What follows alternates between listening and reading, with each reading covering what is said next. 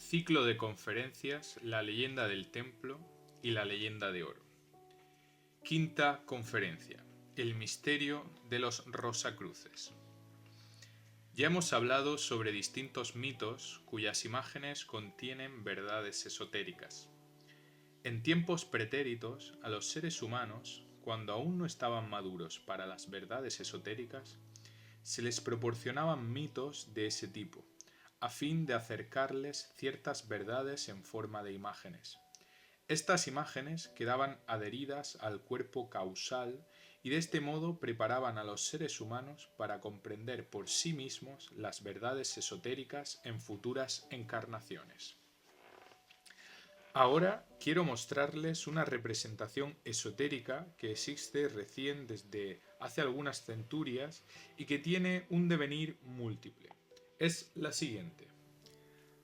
Al principio del siglo XV apareció en Europa una personalidad que había sido iniciada en Oriente en ciertos misterios. Era Christian Rosenkreuz. En aquel momento, y antes de que culminara su encarnación, él había iniciado a un grupo de personalidades que no superaban las 10. En aquella enseñanza en la que él mismo había sido iniciado, en la medida en que esto era posible con europeos en aquel entonces, esta pequeña hermandad, que se llamó la Hermandad de los Rosacruces, Fraternitas Rosae Crucis, desde una hermandad mayor más bien exterior, diseminó un mito por el mundo.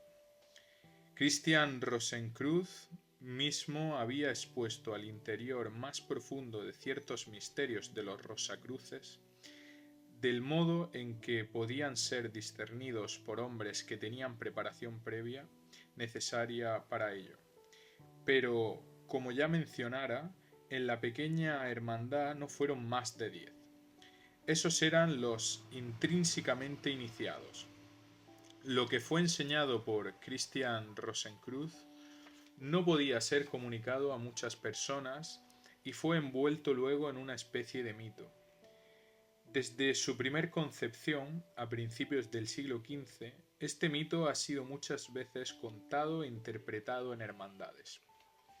Ha sido comentado en un marco más amplio, pero su interpretación quedó en el círculo más pequeño de quienes estaban aptos para ello.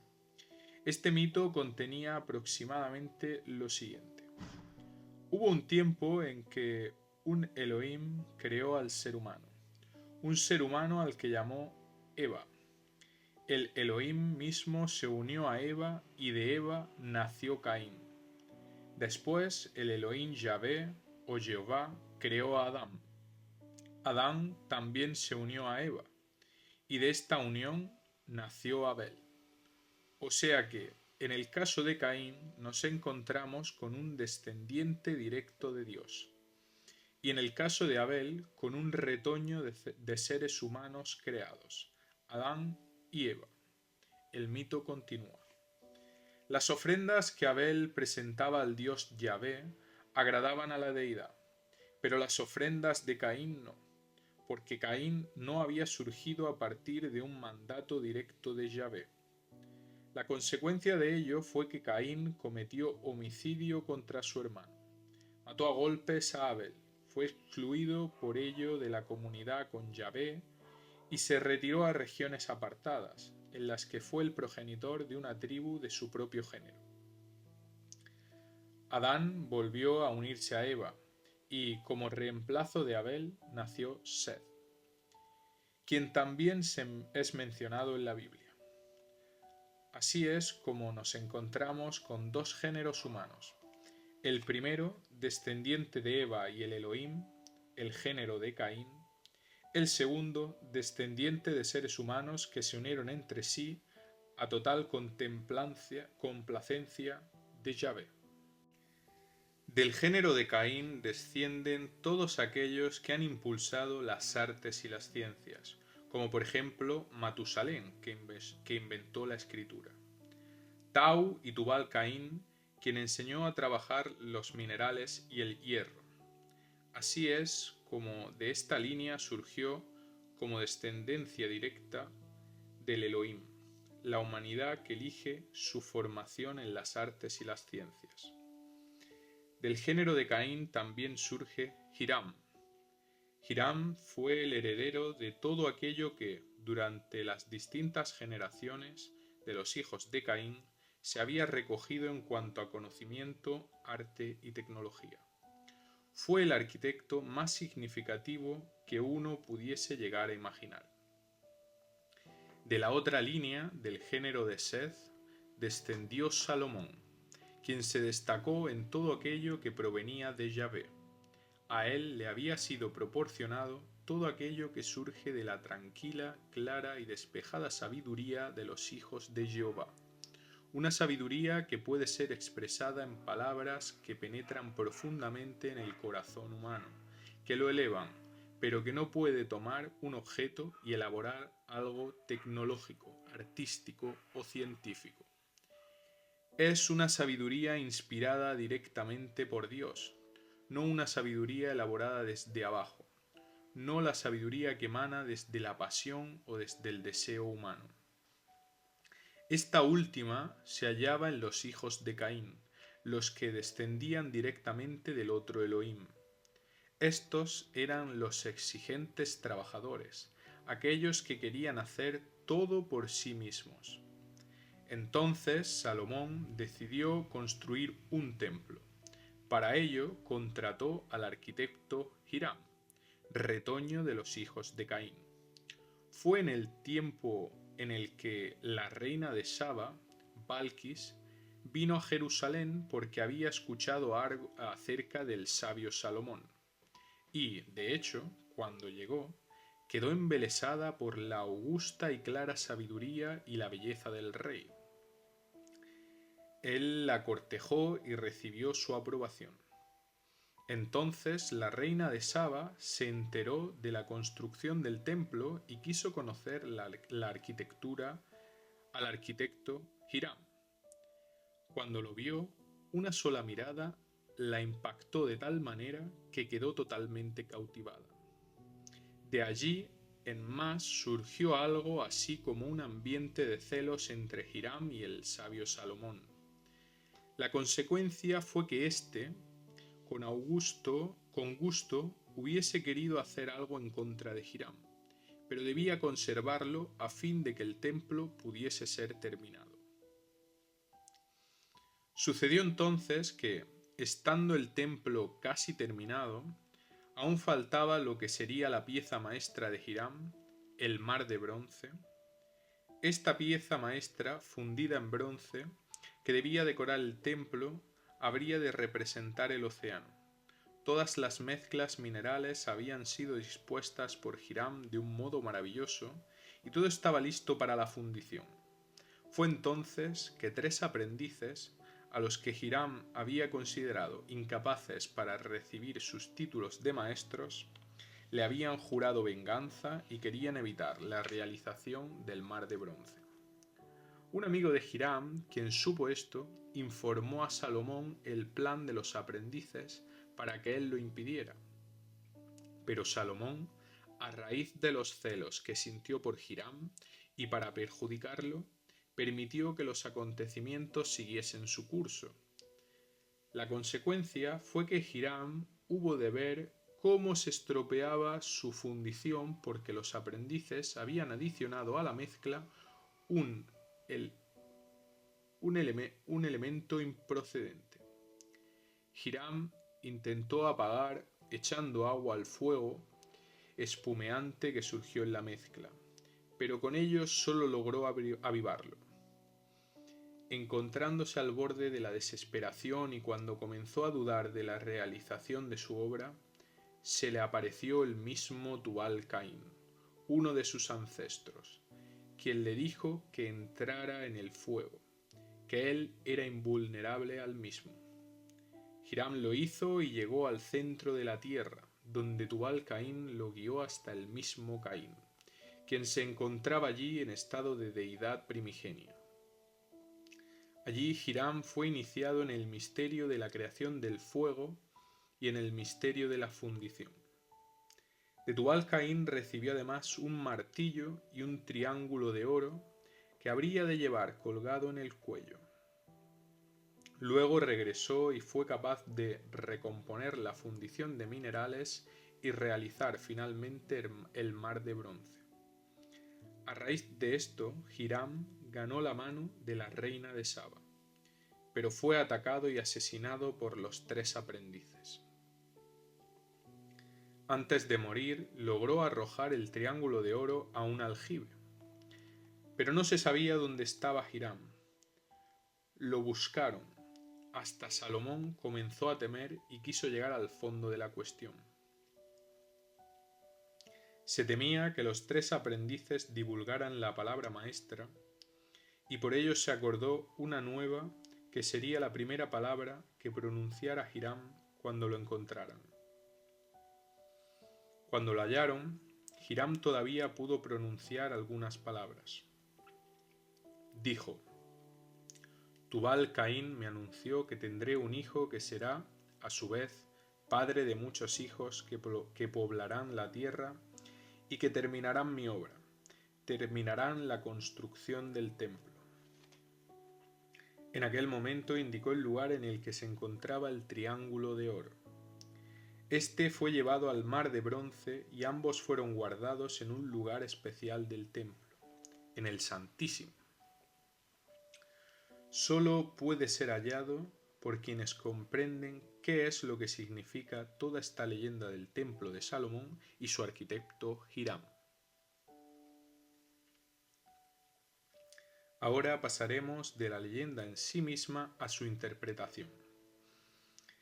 Esta leyenda simboliza el destino de la tercera, cuarta y quinta época cultural de nuestra quinta raza raíz.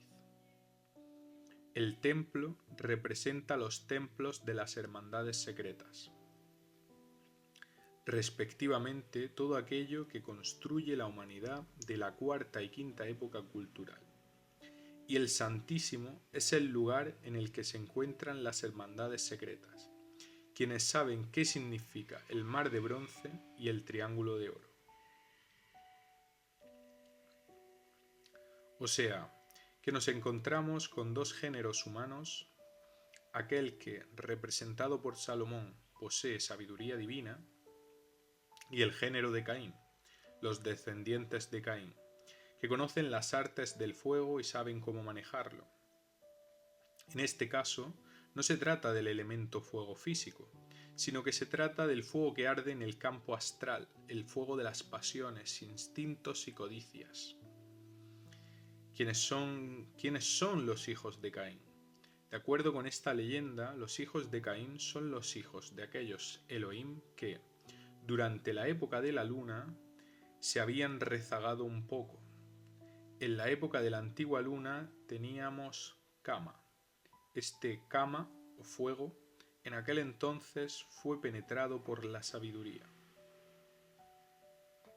Ahora bien, hubo 2 clases de Elohim, unos que no se quedaron con el matrimonio entre la sabiduría y el fuego, que trascendieron esto y cuando formaron al ser humano ya no estaban compenetrados de pasiones, por lo que lo dotaron de tranquila y despejada sabiduría. Esa es la religión intrínseca de Yahvé o Jehová, con la sabiduría totalmente libre de pasiones. Los otros Elohim, en los que la sabiduría aún se hallaba unida al fuego de la época de la luna, son aquellos que crearon a los hijos de Caín.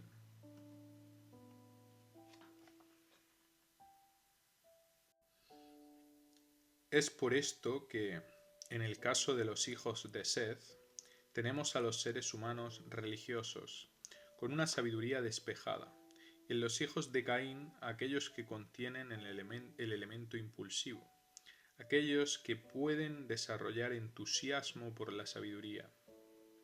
De la pasión de los hijos de Caín surgieron todas las artes y las ciencias. De la corriente Abel-Seth, toda la devoción y sabiduría sin entusiasmo. Estos 2 tipos siempre han existido y esto se ha reanudado hasta la cuarta época cultural de nuestra raza raíz, momento en que se fundó el cristianismo. Por su mediación, la antigua devoción, que sólo era una devoción desde arriba, se transformó en una devoción libre de cama. Ella fue sumergida en el elemento que llegó a la tierra justamente con Cristo. Cristo no es solamente la sabiduría, Él es el amor encarnado, un Kama divino que al mismo tiempo es Buddhi, un Kama que fluye, que nada pretende para sí, sino que dirige todas las pasiones hacia afuera, que es un Kama invertido. Buddhi es Kama invertido. Por su intermedio se prepara dentro del tipo de ser humano que es devoto, dentro de los hijos de la sabiduría, una devoción superior que, por supuesto, puede ser entusiasta. Esta es la devoción cristiana. El anhelo hacia esta devoción fue dispuesto en un principio en la cuarta época cultural de la quinta raza raíz. Pero esta corriente aún no está en condiciones de unirse a los hijos de Caín. Por ahora son enemigos. Si el cristianismo se expandiese rápidamente a todos los seres humanos, éste podría colmarlos de amor. Pero cada corazón humano individualmente no lo estaría. No se trataría de una devoción libre. No se trataría de dar nacimiento a Cristo en sí mismo como hermano, sino solo como Señor. Para ello, los hijos de Caín todavía han de operar durante toda la quinta raza raíz. Ellos operan en sus iniciados y construyen templos para la humanidad sobre las bases de las artes y las ciencias de este mundo. Así es como en el transcurrir de la cuarta y de la quinta época cultural vemos desarrollarse más y más el elemento mundano. Vemos emerger en el plano físico todo el desarrollo de la historia del mundo. Con el elemento mundano del materialismo se desarrolla lo personal, el egoísmo que lleva a la lucha de todos contra todos. Si bien el cristianismo estuvo presente en cierto modo, quedó como un misterio de unos pocos, pero ayudó a los seres humanos de la cuarta y quinta época cultural a comprender que los individuos son iguales ante Dios. Esto es un fundamento cristiano. Pero los seres humanos no podrán comprender esto cabalmente en tanto en cuanto se encuentren atrapados en el materialismo. La Revolución Francesa llevó a la práctica, en un sentido mundano, la consecuencia de la enseñanza cristiana. La enseñanza espiritual del cristianismo de que todos los seres humanos son iguales ante Dios fue transmitida a una enseñanza mundana mediante la Revolución Francesa. Aquí todos somos iguales. El nuevo tiempo ha introducido aún más lo físico material.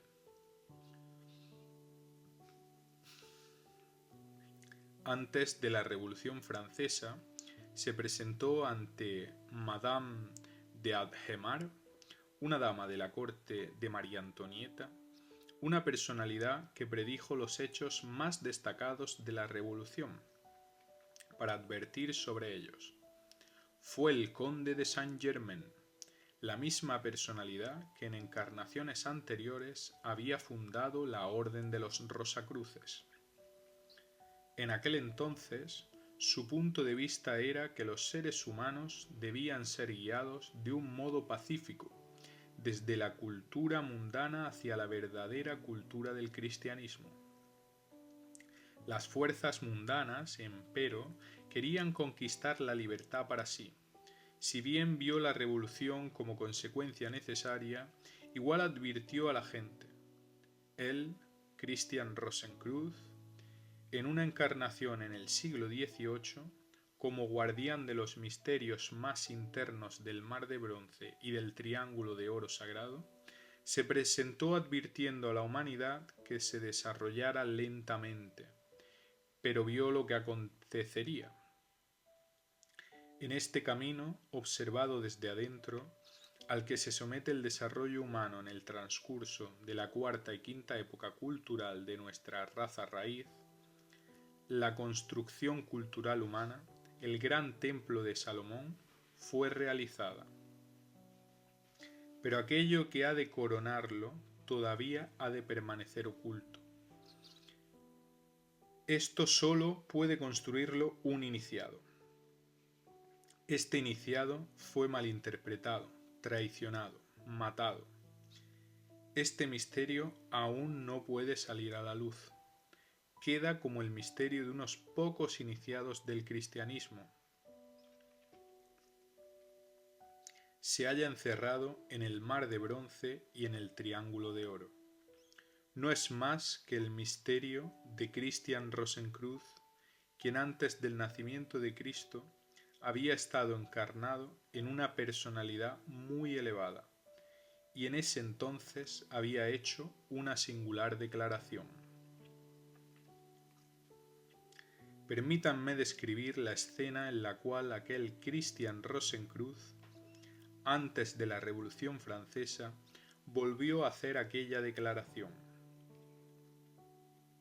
Él dijo: quien siembre viento, cosechará tempestades. Esto mismo ya lo había dicho antes de que fuese dicho y escrito por Oseas. Este dicho proviene de Christian Rosenkreuz. Este dicho, quien siembra viento ha de cosechar tempestad, es el lema de la cuarta y quinta época cultural de nuestra raza raíz y significa: ustedes liberarán al ser humano. El mismo Budi encarnado se unirá a esta vuestra libertad y hará a los hombres iguales ante Dios.